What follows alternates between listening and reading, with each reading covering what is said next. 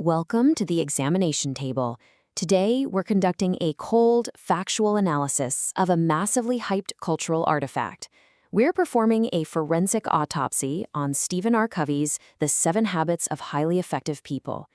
Now we're going to approach this explainer not as admiring fans and honestly not as critics either. We're stepping in as clinicians. Our goal? To look strictly at what the text actually argues, compared to what the public genuinely believes it says.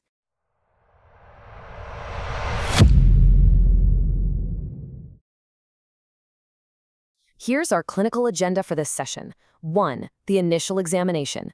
2. Myth versus textual reality. 3. The vital organ. 4. The collapsing logic. And finally, 5. The final verdict. Let's get right into it. Section 1. The initial examination.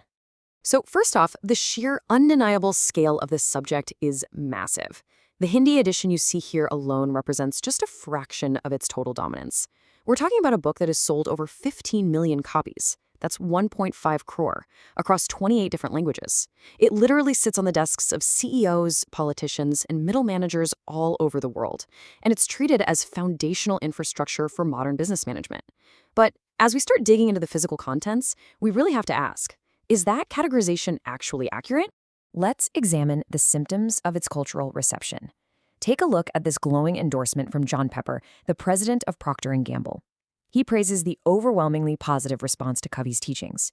You see, the public, and specifically corporate executives, categorize this book as a simple, pragmatic business manual. They see it as a handy tool for maximizing office efficiency and boosting sales. I want you to keep this specific corporate diagnosis in mind as we make our first actual incision into the text itself. Section 2. Myth versus textual reality.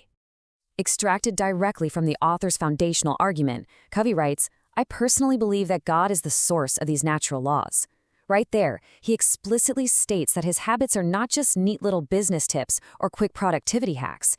He argues that they are divine, universal, natural laws. Just as the law of gravity is absolute, he asserts that his principles of human behavior are absolute, derived from a higher power. Notice the deep disconnect here. Society views this as a flexible, pragmatic, corporate strategy, but the textual reality reveals that the author actually views his work as a moralistic framework based on divine natural laws. This is absolute, unyielding dogma. He isn't teaching you how to close a better sale. He is attempting to align your behavior with what he dictates as the immutable laws of the universe.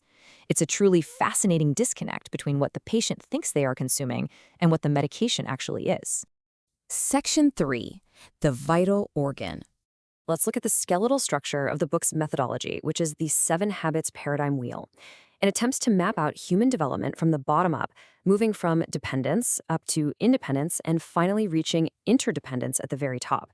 But here's the catch. The entire system relies completely on that very first foundational block down at the bottom left. Habit 1. Be proactive. Clinically speaking, this is where the text is at its absolute strongest. To understand why, we need to isolate this concept of proactivity. Covey draws really heavily on the story of Viktor Frankl, a psychiatrist who survived the Holocaust. The core premise here is incredibly powerful. Between a stimulus, which is what happens to you, and your response, there is a gap. And in that gap lies ultimate human freedom. This inside-out approach is the vital organ that keeps this book's legacy alive today. It essentially argues that you are not simply a passive product of your environment or your genetics. And this manifests in the text core declaration, "I am the creative force of my life." This single profound concept successfully dismantles Freudian determinism, the idea that our childhoods rigidly script our entire futures.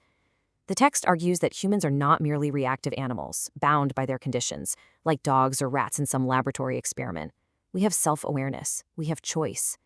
Clinically speaking, this argument is structurally sound, psychologically undeniable, and forms the rock-solid bedrock of the entire 7 Habits framework. Section 4. The collapsing logic. Now, we must pose a Socratic stress test to the system. Is win-win actually realistic in a complex world? Covey demands that for true interdependence, you must always unconditionally seek a win-win outcome.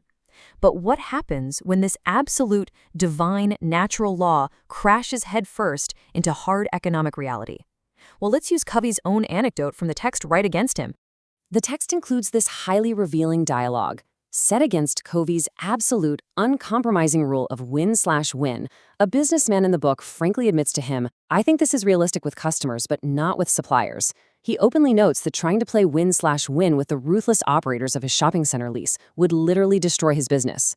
Covey tries to force his paradigm onto this marketer, but the disconnect is completely exposed. The text demands pure moral purity, but the businessman highlights a fatal flaw. In a harsh, zero-sum environment, absolute win/win is naive. This is exactly where the systemic logic begins to tear.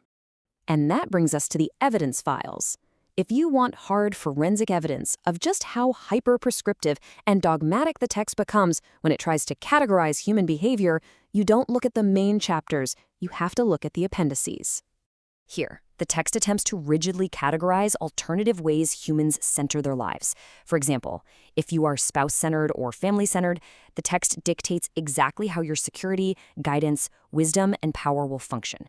It forces incredibly complex, beautifully fluid human relationships into these black and white, inflexible boxes. It actually suggests that if your family is your highest priority, you view them merely as a supreme priority that inherently limits your true universal effectiveness. Building on this, we observe the friend and enemy centers. The text literally dictates exact emotional responses based on these rigid definitions. It clinically categorizes an enemy-centered person as someone whose entire set of actions is dictated by the movements of their adversary. Now sure, there's a tiny grain of truth there, but the text's intense insistence on mapping every single human emotional state onto a strict, unyielding grid becomes an exhausting taxonomy. And regarding the church and self-centers, if you're self-centered, the text coldly defines your security as purely based on your rights and your guidance by whatever you happen to want right now. The irony here is just palpable. This clinical over-categorization, this absolute obsession with labeling every human motivation and prescribing a single correct, principle-centered alternative, ultimately strangles the very human freedom and proactivity the book champions so brilliantly back in Habit 1. It just replaces determinism with a new, equally rigid set of dogmatic rules. Section 5. The Final Verdict.